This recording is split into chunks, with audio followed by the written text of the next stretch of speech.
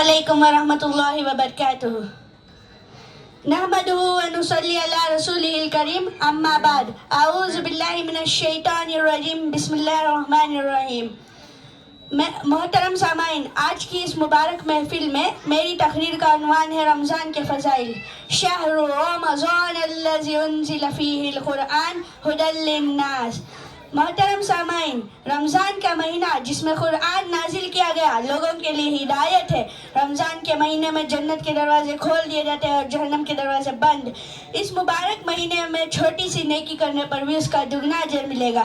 اس مہینے میں لیلۃ القدر ایک ایسی رات آتی ہے جو ہزاروں راتوں سے بہتر ہے۔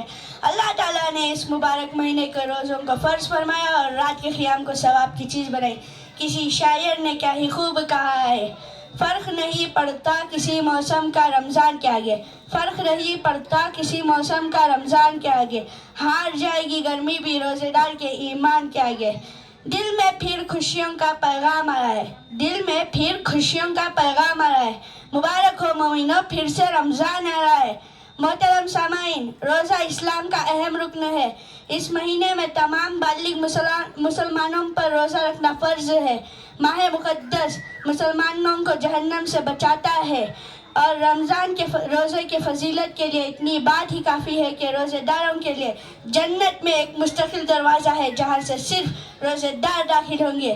روزے کے متعلق اللہ تعالیٰ ارشاد فرماتے ہیں کہ روزہ ایسا عمل ہے جو روزے دار خالص میرے لیے رکھتا ہے، اس لیے اس کا جزا بھی خالص میں ہی دوں گا۔ آپ صلی اللہ علیہ وسلم نے فرمایا کہ روزے کو رمضان کی آخری 10 راتوں میں لیلۃ القدر کو تلاش کرو۔